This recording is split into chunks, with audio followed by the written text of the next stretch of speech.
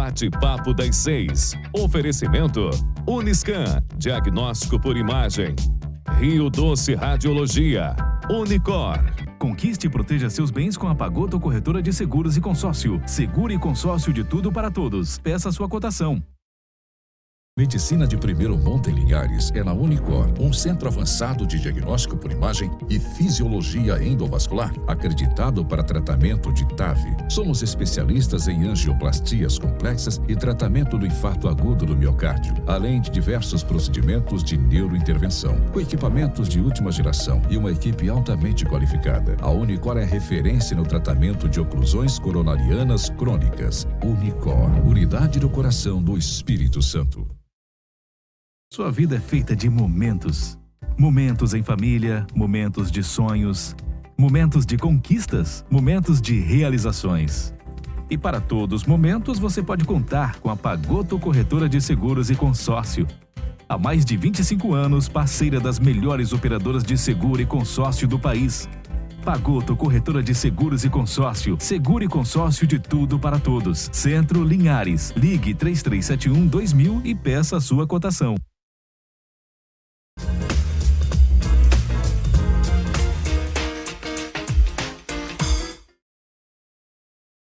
Olá, sejam bem-vindos a mais um Bate-Papo das 6. Hoje é quarta-feira, dia de saúde, o seu programa de atualização e informação em saúde.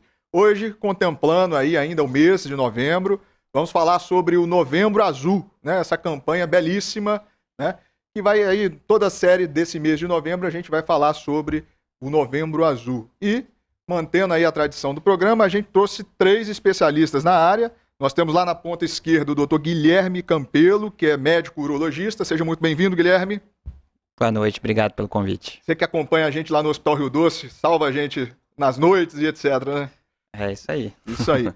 Lá no banco ali, na ponta esquerda também, na verdade, Jamile Pratissoli, que é psicóloga, né? Que faz um belíssimo trabalho de prevenção também lá na UBS do Três Barras, né? Seja muito bem-vindo, minha querida. Obrigada, boa noite a todos. Isso aí. E aqui do meu lado, a Tatiane Sotelli, que é fisioterapeuta, especialista em uroginecologia, né? Vai explicar bastante coisa pra gente sobre isso aí. Muito obrigado. Boa noite. Obrigado pelo convite. E é isso aí. Bem, você pode nos assistir através da TV Sim, na rede Sim 16.1, em toda a TV aberta e digital, TV fechada também, no YouTube, Facebook e na Rádio Viva 106.1 FM. Também no YouTube, né? E conversar conosco também, tirar suas dúvidas através do nosso canal no WhatsApp, que é o 99622-4547. Manda a sua pergunta e nós vamos fazer ela aqui ao vivo, né? Bem, então vamos começar elucidando um pouco mais do Novembro Azul, e aí eu vou direcionar a pergunta lá para a Jamile, que faz um excelente trabalho de prevenção, né? Eu que participei já de algumas palestras lá, eu acho muito bacana, acredito muito na questão da informação. O que é essa campanha do Novembro Azul, Jamile? E o impacto, né? Então, a campanha do Novembro Azul, ela é uma campanha de prevenção, de trazer o conhecimento, né? O câncer de próstata, ele foi aumentando o número de portadores, de pacientes com câncer de próstata, e a informação é sempre um caminho de resolução, né? Então, lá na UBS dos Três Barras, dia 18 de novembro, né? Estaremos lá de novo, falando novamente de prevenção. Então, essa campanha é uma campanha do Sistema Público de Saúde. Ela tem o objetivo de atingir o maior número de pessoas possíveis, para que cheguem informações, e com essas informações a gente trabalha com a prevenção, né? Eu acho que é unânime aqui na mesa de especialistas que a prevenção, ela impacta como? No financeiro do país, né? A gente economiza dinheiro nos cuidados, que são mais caros depois. E o mais importante, dentro da minha maneira de pensar, é na saúde do paciente, né? Então, quando a gente trabalha com a prevenção ou com a descoberta desse câncer ou de qualquer câncer no seu início, a gente tem uma possibilidade de cura interessante e isso vai impactar na qualidade de vida desse sujeito. Então, a prevenção nada mais é do que buscar a qualidade de vida. Impedir que qualquer que seja a dificuldade a nível de saúde se evolua e tenha um agravamento.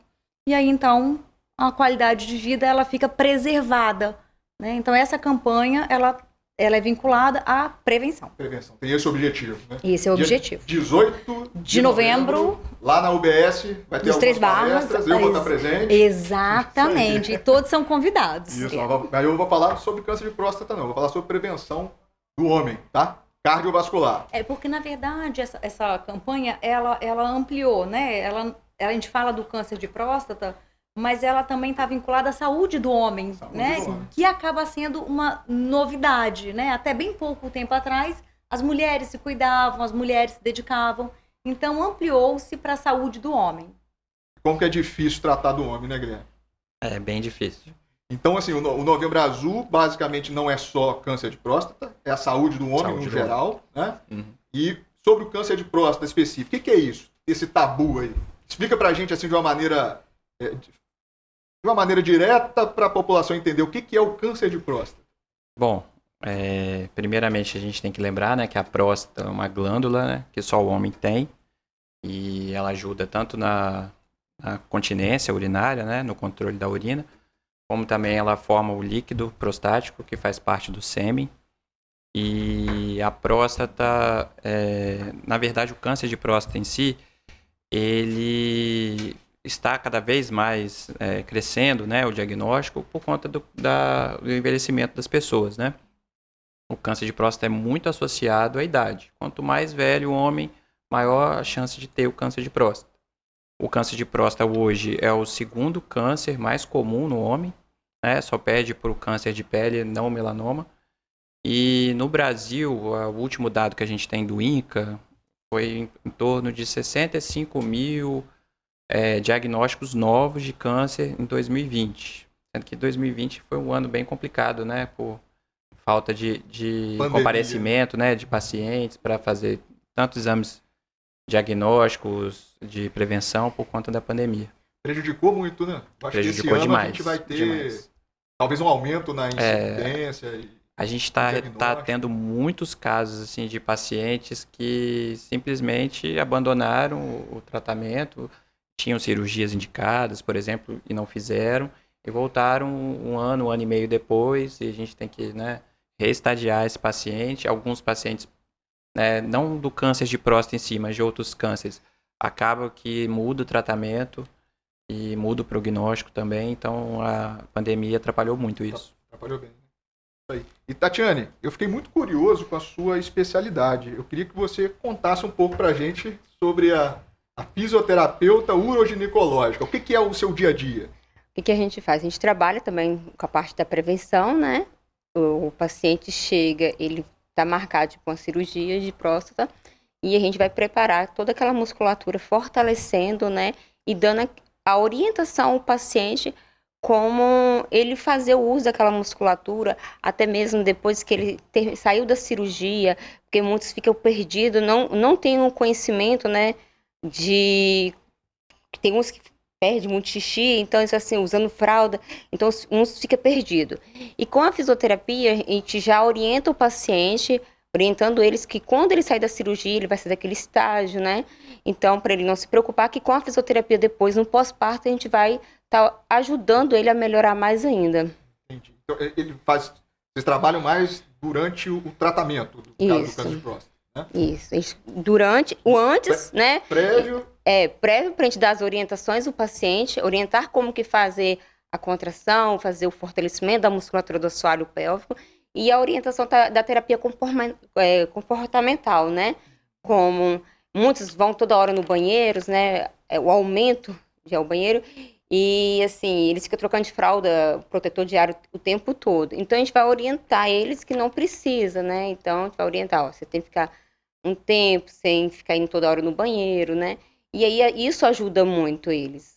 E isso é um sintoma de câncer de próstata ou não? Não é um sintoma de câncer de próstata, não. Quais são os sintomas iniciais que a população tem que ficar em alerta? Para câncer de próstata? Isso, para pensar em câncer de próstata. Nenhum. Nenhum? A maioria dos pacientes que têm câncer de próstata na fase inicial não tem sintomas. Por isso que a gente bate a tecla aí para fazer o exame, para fazer os exames de rotina, por conta disso. E o paciente que não tem sintoma e tem o diagnóstico é aquele paciente que tem alta chance de cura. O paciente que chega com algum sintoma específico, pode ser um sintoma da hiperplasia da próstata. Aí ele pode ter a hiperplasia benigna associada com câncer de próstata, e tem os dois, o crescimento da hiperplasia é um crescimento central, e aí causa sintomas urinários, a gente pode especificar isso depois. E a próstata inchada, né? Que a gente vê nos a próstata inchada, fala. isso. E o câncer de próstata tem um crescimento periférico da cápsula da próstata. Então, inicialmente ela não causa sintomas. Quando o paciente tem sintomas, aí são sintomas de doença avançada, de metástase, aí emagrecimento, anemia, sangramento na urina. Alteração do jato, né? Então, alteração do jato é mais associada à hiperplasia benigna. Doutor Guilherme, aí eu ia me metendo aqui na história, né? A mulher, ela tem a tendência de fazer o seu preventivo todo ano, né? E voltando a falar da importância do Novembro Azul, não só para cuidar do câncer, mas também para cuidar da saúde do homem, seria interessante a gente começar a pensar, né, e usar esse espaço para que o homem possa buscar. E a pergunta seria assim, de quanto em quanto tempo seria interessante que ele fizesse o seu preventivo, não sei, vou chamar de preventivo, mas é mais comum para nós, né, buscarmos um preventivo anualmente do que para os homens, né?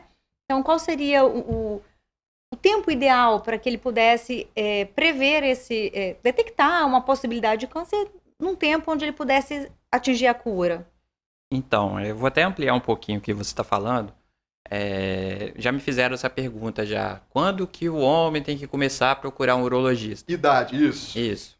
Então, assim, eu sempre defendo a tecla, assim, né? Gosto de usar esse termo. Eu oriento meus pacientes a procurar desde a adolescência, trazer os filhos, né? A mulher não procura o ginecologista quando entra na menstruação, começa a menstruação, quando começa a atividade sexual. O homem não passa por isso.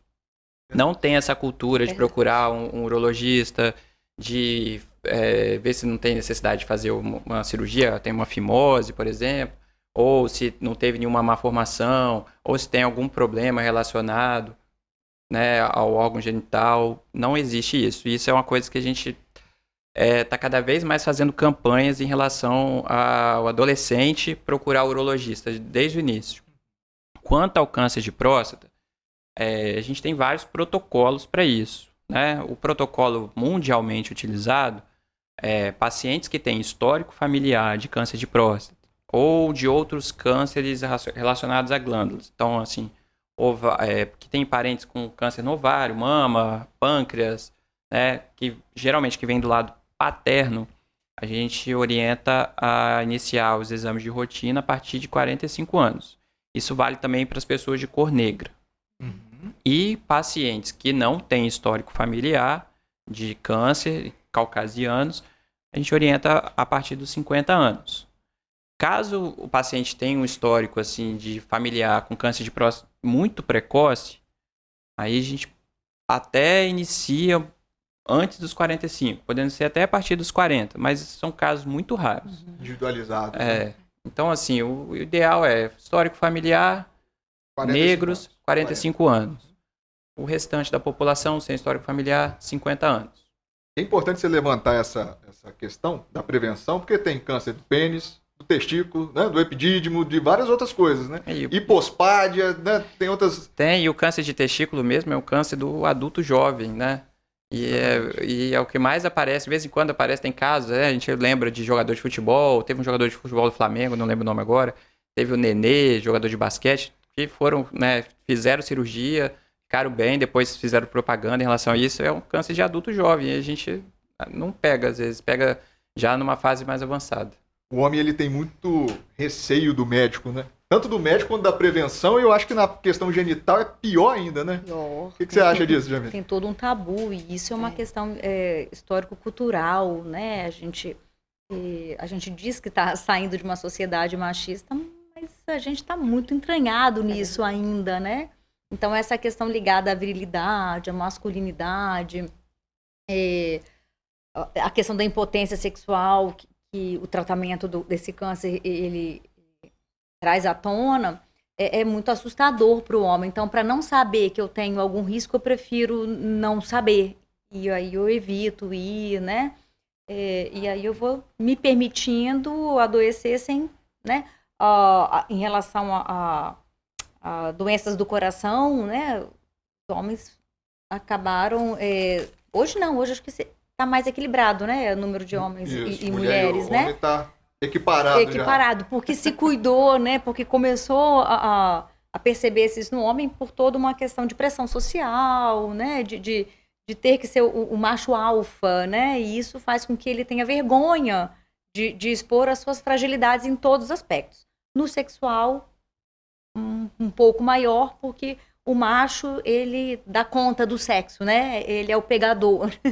Ele passa o rodo. Então, isso vai marcando Se por um lado tem toda essa questão edípica aí, né? Do macho bonzão, por outro, internamente, ele vai ficando adoecido e não se dá conta. E fragiliza de uma maneira mais intensa que a mulher nesses aspectos. Mas tem casos também, Jamile, que eu vejo assim lá no consultório de muito relato de pacientes, eles falam bem assim: se eu soubesse que eu ia ficar impotente, eu não tinha feito essa cirurgia. E eles vão adoecendo. Então é daí que vem a importância do psicólogo. E muitos não querem nem procurar psicólogos, assim, não. E aí eles dependem muito da parceira, e a parceira não quer ajudar. Aí eles ficam nervosos, né? Então, tipo assim, eles não estão nem preocupados com o câncer, mas sim com a sexualidade deles, a né? A questão da vida, ela fica secundária em relação... Assim, a vida está ligada ao tanto de sexo que eu produzo. Exatamente. E aí, então, eles acabam não se cuidando para não ter que perder a vida, né? Sim. E, na verdade, acabam... E acho que no último programa que a gente fez, a gente conversou um pouco sobre isso, sobre a vida transcender a sexualidade, que também é um tabu, né? Sempre falou-se que sexo no casamento é tudo. Como assim, né? Quando eu casei, tá lá na alegria, na tristeza, na saúde, na doença. Se um de nós dois adoecer, ficar acamado, né? Numa condição que não dê para ter sexo, vai ser o quê do meu casamento? Então, caso não. Né? Para que casar se não for para fazer parcerias de um bom laço, né? E tem muito casos de pacientes que eles deixam de fazer a cirurgia, né, por causa do medo da impotência sexual. Para eles acham que é tudo, a sexualidade, né, o sexo. Mas tem muita tecnologia hoje em dia para isso, não tem? Tem. Aperfeiçoamento da cirurgia. Aperfeiçoamento da cirurgia, cada vez mais, né, laparoscopia, que para mim já é passado, né, hoje o presente é cirurgia por robô, então assim, os resultados são cada vez melhores. E, posteriormente, tem tratamento medicamentoso, tem prótese. Então, o paciente não fica sem assistência, não. Se ele tivesse, procurar, ele acha. Acha, né? Tem que ter acompanhamento, tem né? Que ter acompanhamento. Da uroginecologia. Né? E naqueles casos, né, que já está num caso mais agravado, que realmente a questão do sexo vai ficar comprometida, é entender que a vida é mais que isso, né? A gente precisa ampliar um pouco a visão de vida, de relacionamento, de parcerias, que fica tão resumida algumas coisas que não fazem nem sentido, né? Com tanta riqueza de vida que existe. Então, e aí é legal, assim, gostaria até de perguntar de novo sobre essa questão dos tratamentos, porque realmente a questão da impotência é uma preocupação e, às vezes, uma razão para o homem não procurar saber, né?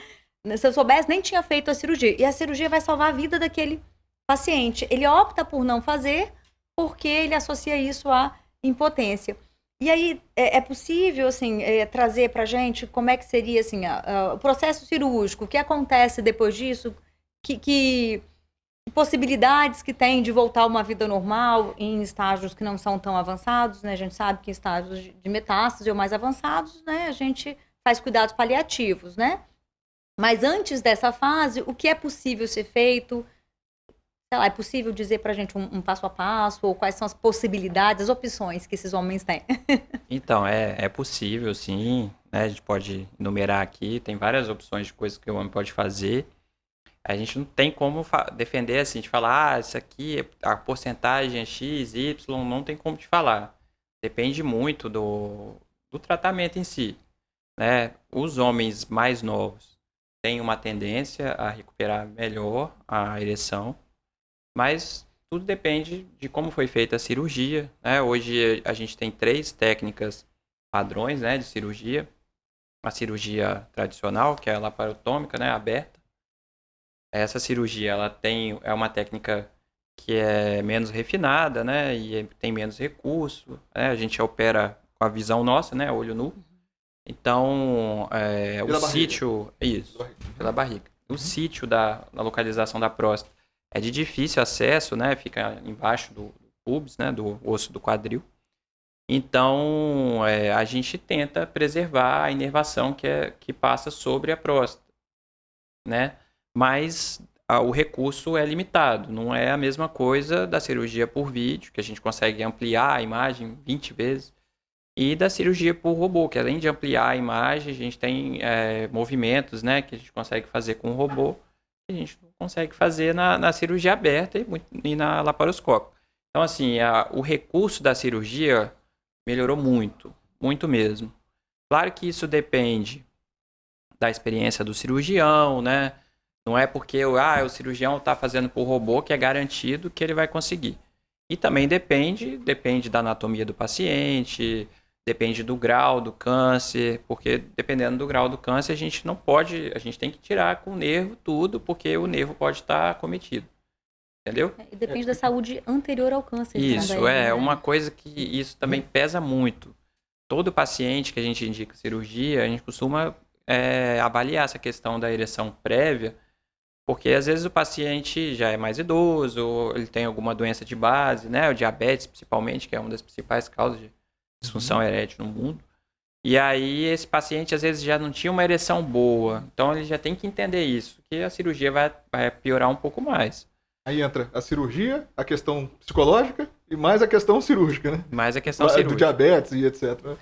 Só que, assim, existe tratamentos depois também, tá? Existe tratamento com medicamento, tem medicamento injetável e tem as próteses penianas que são, assim, dependendo do status do paciente, né? Se o paciente tem condição de saúde, né? O paciente não tem grandes comorbidades, o paciente bem orientado, ele pode se adaptar bem à prótese. Tem muito recurso, né? Muito recurso. Vamos finalizar esse bloco, depois a gente volta falando mais sobre tratamento, diagnóstico e cirurgia. A gente está aqui hoje com a Tatiane Sotelli, que é fisioterapeuta e especialidade em uroginecologia, está aqui do meu lado.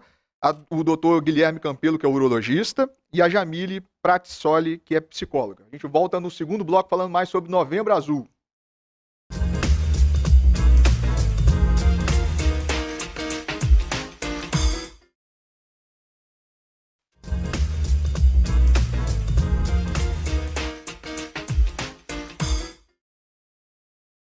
Olá, estamos de volta para o segundo bloco do Bate-Papo das 6, hoje contemplando o Novembro Azul. Nós estamos aqui na presença da Tatiane Sotelli, que é fisioterapeuta e uroginecologista, né? E o Dr. Guilherme Campelo, que é urologista, e a Jamile Pratissoli, que é psicóloga, né? Nós fechamos o último bloco falando, a gente até avançou um pouco, falou sobre tratamento de disfunção erétil, e a gente esqueceu um pouco do grande exame, que é do Novembro Azul, que é o toque, né?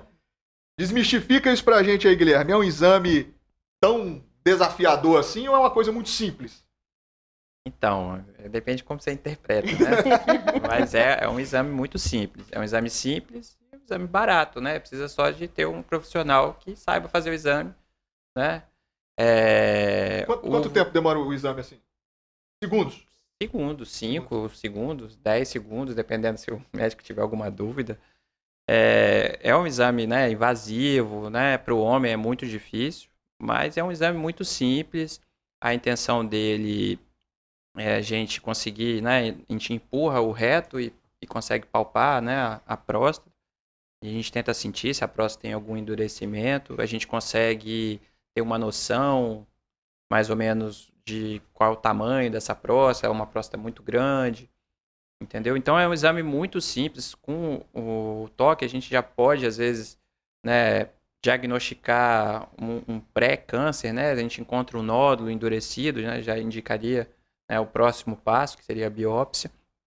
E assim, a gente tem o PSA, né, que é a proteína específica da próstata, que ela tem os seus valores específicos, né, para a idade, para o tamanho da próstata. A gente tem várias referências em relação ao PSA, só que em 20% dos casos o PSA não altera e o toque altera. E esses 20% que a gente consegue diagnosticar é muita coisa. Entendeu? E geralmente esses pacientes que não alteram o PSA e têm uma alteração no toque, assim, sugestivo de câncer, são os que têm o câncer mais agressivo. Então, é muito difícil a gente dispensar o toque. Né? Então, o PSA, o exame de sangue associado a um toque, ele ganha bastante chance de diagnóstico. Ganha bastante chance de diagnóstico. E o PSA, ele é alterado até com... Se o paciente andar de bicicleta antes, ele altera o exame, Se o paciente andar de bicicleta antes, andar a cavalo, dependendo de como estiver andando de moto, se tiver uma relação antes do exame, se fizer o toque também, né? Fez o toque com o médico, no outro dia eu vou colher. Não, tem que ter um intervalo pelo menos de 48 horas para não ter esse risco. Interessante. Deixa eu só engatar uma pergunta do pessoal da internet aqui. E ele pergunta o seguinte: ressonância magnética de próstata substitui o toque? Não. Ressonância magnética, hoje em dia, é um recurso muito bom que a gente tem. A gente pode utilizar ele tanto para diagnóstico quanto para controle de doença. A ressonância ela é muito boa para diagnosticar cânceres de alto grau. Ela consegue identificar bem. Mas cânceres de baixo grau, ela não consegue identificar. Então, quem perguntou aqui que está querendo fugir do toque, não tem jeito, né? Não é ressonância. Não. Na verdade, a ressonância é um passo depois, né? A gente faz o toque e o PSA, vamos supor. Aí faz uma biópsia e, por acaso, não diagnostica o câncer. Aí o paciente volta, depois o PSA volta a subir. Aí a ressonância, por exemplo, é uma boa indicação nesse caso. Porque talvez a gente não identificou a área que estava o câncer e não biopsiou aquela área ali. E a ressonância vai poder guiar a gente para isso. Iluminar muita coisa, né? Do ponto de vista de... Ela é boa também para identificar se a doença já está avançando para fora da próstata, se está avançando pelos linfonodos ali que tem em volta. Vamos lá, vamos só simular aqui. O bom é que a gente conversa... O paciente acabou de fazer um toque e ele tem lá um endurecimento. Você fez o diagnóstico de câncer de próstata, vamos dizer. Qual que é o primeiro passo? Biópsia. Isso. E com você? Aí esse paciente chega para você com esse diagnóstico. O que você acha? Qual que vai ser os passos da terapia? O paciente que tem um diagnóstico de câncer, de modo geral, o primeiro medo dele é a morte. De modo geral, o paciente com câncer, ele já associa, vou morrer. Embora a gente já saiba que tem muitos cânceres que são curáveis, né, que tem muito prognóstico bacana, mas esse medo de morrer, ele já chega junto com a notícia, né? No caso em específico do câncer de próstata, vem o medo da impotência. Assim, tão coladinho quanto o medo da morte, vem o medo de perder a sexualidade, a disfunção sexual, na perder verdade. O sexo, porque a sexualidade ela é ampla, né? Ela é maior que isso. Mas as pessoas acham assim, não vou transar, né? Não vou ter ereção, não tem mais nada. E aí, então, vem esse medo de perder a parceira, de então ter uma vida acabada. Aí vem uma depressão, né? Resumindo, ele começa a entrar num estágio depressivo. Não necessariamente ainda numa depressão estabelecida, mas o medo da morte e o medo da impotência vai levando esse paciente a um quadro depressivo que pode fechar numa depressão estabelecida, e aí o tratamento é medicamentoso e psicoterápico. Então, a gente precisa também fazer a prevenção desse paciente, porque um paciente que tem a notícia de câncer e vai ter um tratamento de quimioterapia, enfim, tudo mais, radioterapia ou cirúrgico, não sei, de modo geral, não só para o câncer de próstata, ele é retirado da vida dele rotineira, né? De modo geral, ele não pode gripar, né? Infeccionar. Então, vem um monte de cuidados junto com isso. Então, esse retirar da vida rotineira também tem um impacto muito negativo, principalmente para o homem que ainda tem a ideia de ser o provedor da família, mesmo que ele não mais seja o provedor. Hoje, o homem não é mais o provedor financeiro daquela família, mas estruturalmente, socialmente falando, ele ainda tem esse lugar de ser o provedor da família. Então, quando ele é retirado desse lugar, né, do provedor dessa casa, isso também pode impactar numa depressão, e aí o processo depressivo atrapalha a cura atrapalha o processo depressivo, e a terapia vai entrar aí. nessa quebra desse ciclo vicioso negativo, trabalhando com esse sujeito os recursos internos que ele tem de resiliência. Aí fez a biópsia, precisa guardar o resultado, né? E aí é a biópsia que fecha o diagnóstico. Né? Isso, deixar bem claro que antes de ter o diagnóstico da biópsia, a gente não consegue confirmar, né, com clareza que é o câncer. Precisa do diagnóstico. E aí também existem uma infinidade não, vários tipos de câncer, né, de histológico, etc. Né? Na verdade, né, 99% das vezes é um tipo só, que é o adenocarcinoma de próstata, que é o que é mais comum. Os outros, né, muito raro, são muito raros. E aí, assim, com a biópsia, né, a gente consegue identificar o grau do câncer, e isso vai ajudar no estadiamento do paciente, para a gente saber o prognóstico, às vezes para a gente indicar qual a forma da cirurgia que vai ser feita, né, para ver se o paciente vai precisar de algum tratamento adjuvante à cirurgia, né, aí poderia ser quimioterapia também, no caso. Químio, rádio. Então, a radioterapia é uma opção de tratamento curativo. A gente tem a cirurgia e tem a radioterapia. Porém, a radioterapia tem também inúmeros efeitos colaterais. E a radioterapia é um tratamento mais longo. Caso, por exemplo, o câncer recidivasse numa radioterapia, e se optasse, vamos fazer uma cirurgia de resgate, que é uma opção que existe. É um procedimento muito mais difícil, muito mais complicado, porque a anatomia ali já está toda alterada por conta da radiação, né, do efeito da radiação. Fibrosa, então, tudo ali que a gente fez, né? Aí, assim, a maioria de nós urologistas indicamos radioterapias aqueles pacientes que realmente não querem operar, né? E para aqueles pacientes que não têm condição de operar, tem um problema cardiológico grave, tem outros problemas de saúde, que a cirurgia vire um risco para ele tão grande quanto o câncer.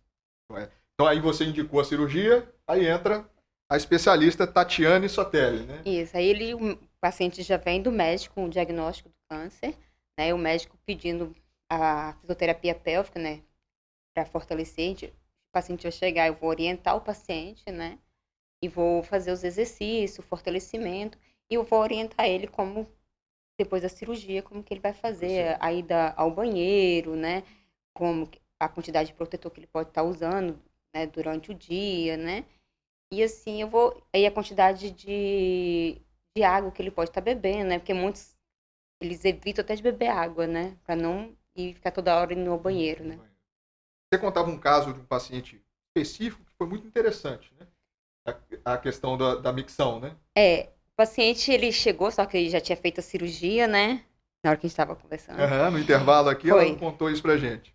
O paciente chegou, ele já tinha feito a cirurgia, já tinha sido 3 meses de cirurgia, ele trocava protetor diário, mais de 10 protetores durante o dia. E quando ele chegou desesperado, porque ele não aguentava viver aquela situação. E aí ele falou assim, você vai me ajudar? Eu falei assim, vou te ajudar. E aí comecei a fazer o trabalho todo com ele. Falei assim, mas você tem que fazer o tratamento com psicólogo, né? Porque eu sozinha não vou conseguir.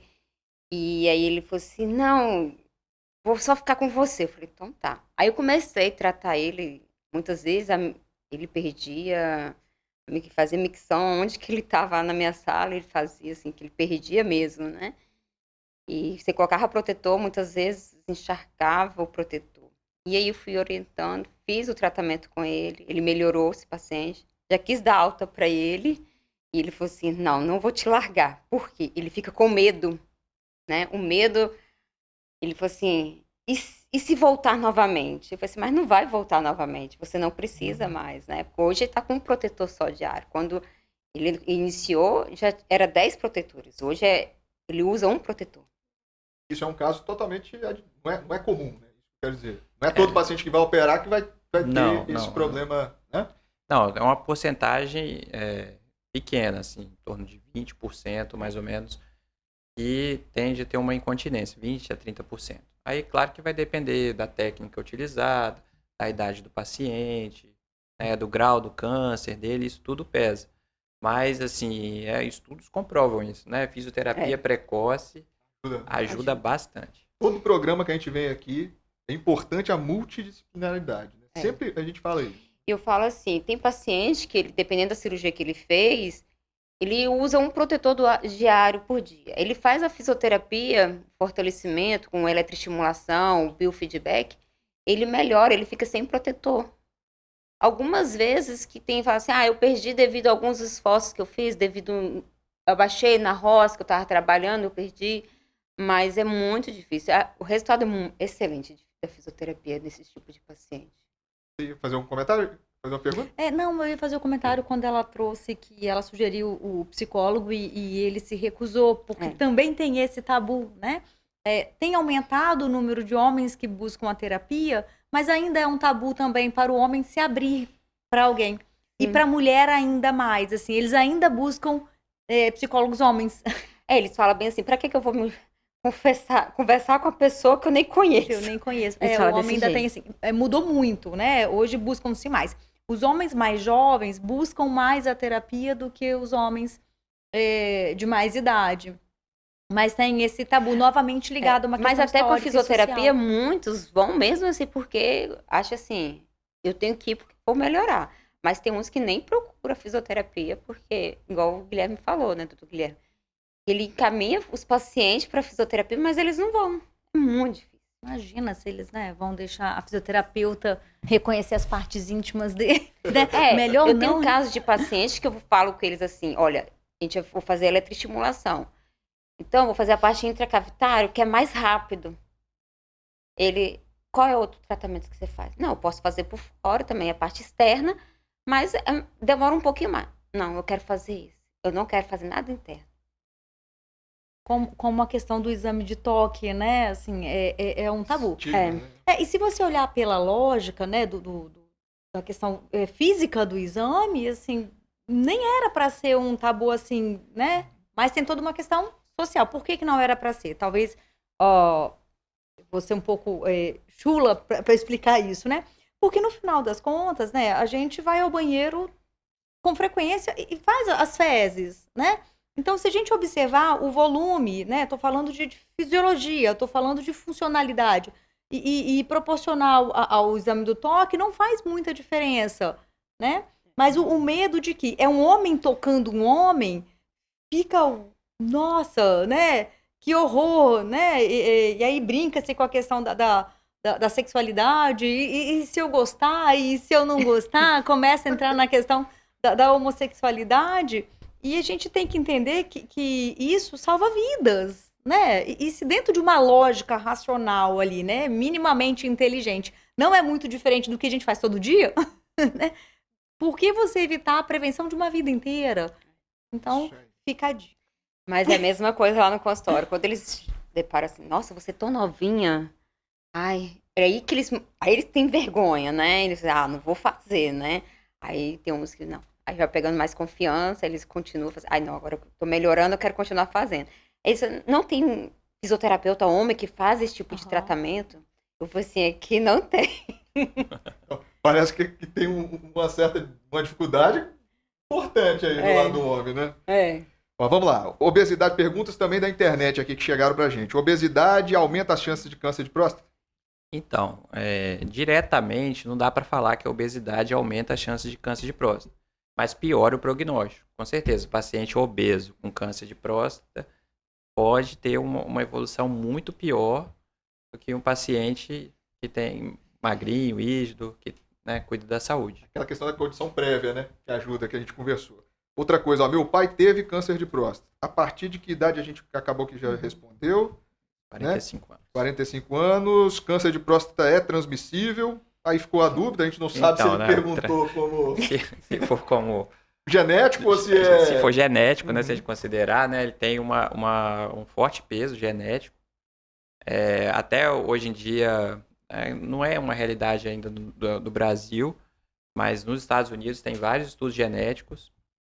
Até o estudo com o BRCA1, BRCA2, que são marcadores de câncer de mama, né, que já é uma realidade aqui no Brasil, né, muitas mulheres que fazem o teste genético para câncer de mama já estão fazendo esses testes para o homem também, porque tem muita associação e cada vez mais, né, vão desenvolvendo estudos e tem vários outros exames aí que estão para sair, mas que ainda não chegaram assim no Brasil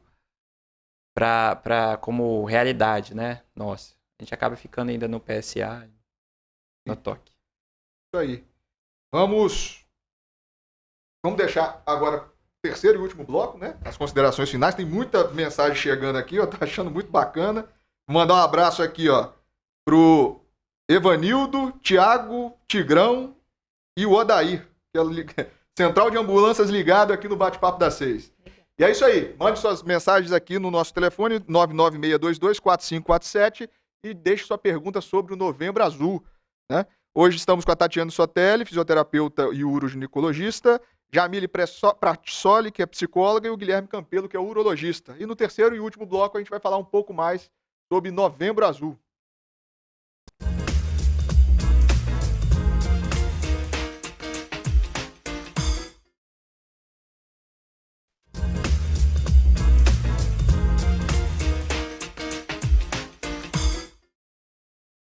Olá, estamos de volta para o terceiro e último bloco do Bate-Papo das 6, hoje contemplando aí a campanha do Novembro Azul, né? Nós já discutimos bastante, tema bacana.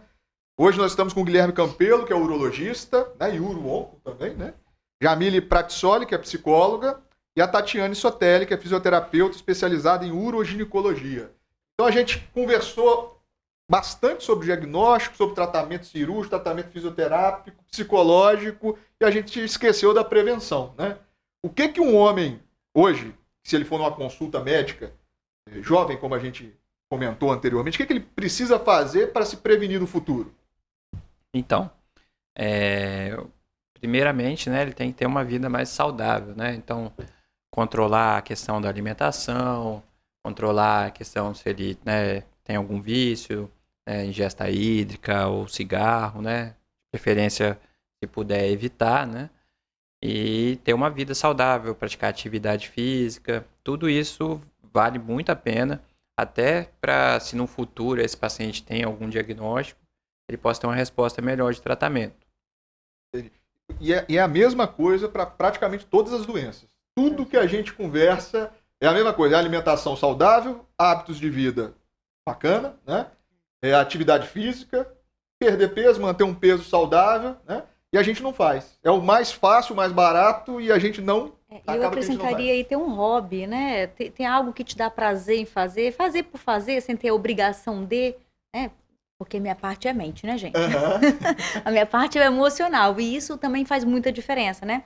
Falávamos há pouco, tudo que a gente coloca para dentro, se não digere bem, faz mal. Então, sugestão de boas leituras, né? Bons programas de TV, boas músicas. Então, isso tudo vai fortalecendo a circuitaria mesmo, cerebral, e vai trazendo uma sensação de bem-estar.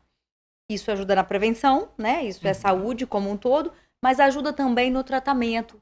Porque quando o seu corpo ele está com essas sensações que a gente diria positivas de bem-estar, ele também trabalha de uma forma mais concentrada na superação de algumas doenças e o câncer é uma delas, né? É a mesma coisa quando o paciente já chega para fazer o tratamento, ele que tem aquela rotina de fazer atividade física, né?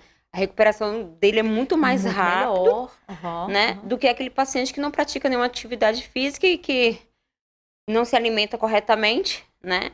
Do que aquele outro paciente. Por isso que assim, porque aquele paciente melhorou mais rápido do que eu melhorei, que eu tô mais parada, assim, eu não melhorei tão rápido como aquele. É porque aquela qualidade de vida do outro é melhor que a dele, né? Então, assim, tem que estar sempre fazendo atividade física, melhorando a qualidade na parte de alimentos, né? E aí eu queria deixar uma coisinha que a gente não falou, que no caso específico da saúde do homem e do câncer de próstata, a parceria com a família, com a esposa, caso seja casado, isso é fundamental, assim. A regra é do tamo junto. Tamo junto, né? Então ele não vai estar sozinho, não importa o que venha, se vier uma possível impotência, né? Em casos mais graves, essa esposa tem que ter paciência nesse tratamento, tem que ajudar de uma forma mais gentil possível para que essa recuperação ou a não recuperação da potência sexual não seja o fator mais importante dessa relação, né? Seja um pedaço disso. E que isso seja ampliado. Então, a importância da parceria da família, no caso do câncer de próstata, em específico da namorada, da noiva, da esposa, ou namorado, do noivo, do esposo, né? E dos filhos também. O tratamento, ele dura muito tempo? Uma outra pergunta aqui. O tratamento desde o diagnóstico, acompanhamento, em geral... Então, isso depende muito. Né? Se o tratamento dele for curativo, né? Se ele optou pela cirurgia ou pela radioterapia e o tratamento dele foi curativo, inicialmente ele faria só a cirurgia ou faria sessões de radioterapia e posteriormente ele faria acompanhamento. E aí o acompanhamento seria uma rotina que inicialmente ela é mais próxima, né? O intervalo é menor e aos poucos o intervalo vai ficando cada vez mais longo. A gente não considera o paciente curado do câncer, mesmo sem sinais, né, de recidiva da doença, por um longo período. Então, esse período a gente mantém acompanhamento, né, 10 anos pelo menos, por aí. Vai depender muito do paciente, das condições, mas inicialmente ele vai acompanhar e se o tratamento for o tratamento curativo, ele é o tratamento mesmo, assim, o procedimento vai ser esse. Vai ser curto e o acompanhamento longo. O acompanhamento longo. Joia. Outra coisa que a senhorita, a gente comentava no intervalo, sobre a terapia comportamental. O que é isso aí? A terapia comportamental é porque muitos pacientes, né, a gente orienta eles, porque eles têm um intervalo de ir ao banheiro, né? Para fazer a parte da micção dele, eles acham que eles têm que estar em toda hora, de 10 em 10 minutos. Então, eles não têm o tempo de fazer, não tem aquele tempo de enchimento da bexiga. Então, a bexiga tem um tempo que você vai enchendo e, tipo assim, ele fica de 1 hora, 1h30, né? E tem muitos que não aguenta, vai de 10 minutos, deu vontade, deu aquele estímulo, acha que tem que ir no banheiro fazer xixi. Então, a gente orienta eles o tempo que ele tem que ir e a quantidade de protetor que eles têm que usar durante o dia, né? A quantidade de água que ele pode estar ingerindo, né? Então, a gente faz toda a orientação e também a atividade física. Eles têm que estar fazendo a caminhada, né? Porque ajuda muito na recuperação deles. Orientação geral isso. Relacionada a isso. E é isso aí. Chegamos ao final do bate-papo das 6. Muito bacana, elucidado. Para mim, assim, aprendi demais. Toda vez que eu venho aqui, aprendo muito. Hoje, mais uma vez, gostaria de agradecer considerações finais aí para Jamile Pratissoli, que é psicóloga. Acompanhe ela aí nas redes sociais. Fique à vontade nas considerações aí. O que eu tenho a dizer, eu sou muito repetitiva, né? Assim, e o que eu tenho a dizer, assim, a prevenção, ela sempre sai mais barata em todos os sentidos, né? No sentido emocional, principalmente. A gente chega à possibilidade de cura num índice maior. E, né, o ser humano é um ser biopsicossocial, então o apoio de quem a gente gosta em qualquer situação de fragilidade física, no caso de um câncer, é um excelente remédio, né? É tão curativo quanto um tratamento, é tão importante quanto um tratamento. Então eu ia deixando passar aqui, mas ainda bem que eu lembrei a tempo, da parceria com a família, filhos, né? Desse acolhimento, desse colo, você não está só. Isso é muito forte para um sujeito como o ser humano atual, que parece tão forte e é tão frágil. Na verdade, na sua essência, a gente é muito dependente dos relacionamentos. O início da doença está na cabeça. Tem uma frase assim? É isso aí. Guilherme Campelo, muito obrigado. Considerações finais. Bom, eu queria agradecer mais uma vez aqui a TV Sim, né? Todo ano a gente está aqui para reforçar essa campanha e lembrar, né, que todo homem, né, com histórico familiar ou negros com 45 anos ou os caucasianos a partir dos 50 anos, não deixar de fazer o exame de próstata, não deixar de procurar um urologista, fazer seus exames de rotina, não só no mês de novembro, se puder, pelo menos uma vez no ano, né, a gente não precisa ser só novembro. E para os outros homens também, de faixa etária mais precoce, procurar o médico, não deixe de fazer os exames, não deixe de, né, fazer a sua revisão, porque a medicina está avançando cada vez mais e o diagnóstico precoce é cada vez mais a salvação das doenças, principalmente as doenças oncológicas, né? E deixar fortalecido aqui que o câncer de próstata não tem sintomas na fase inicial.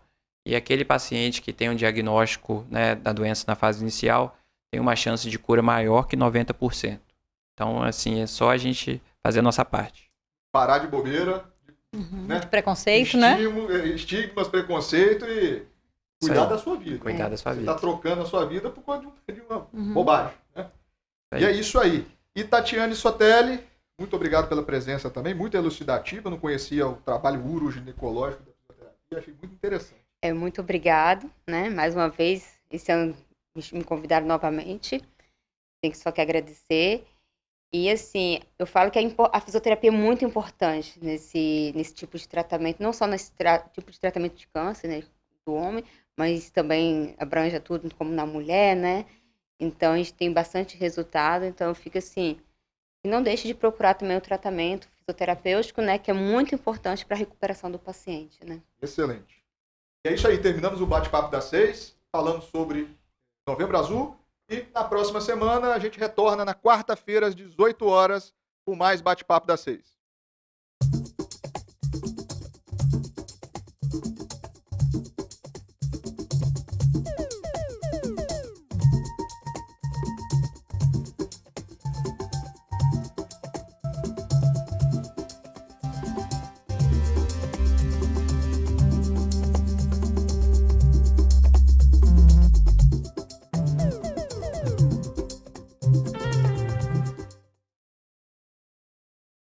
Bate-papo das 6. Oferecimento Uniscan, diagnóstico por imagem. Rio Doce Radiologia. Unicor. Conquiste e proteja seus bens com a Pagoto Corretora de Seguros e Consórcio. Seguro e consórcio de tudo para todos. Peça sua cotação.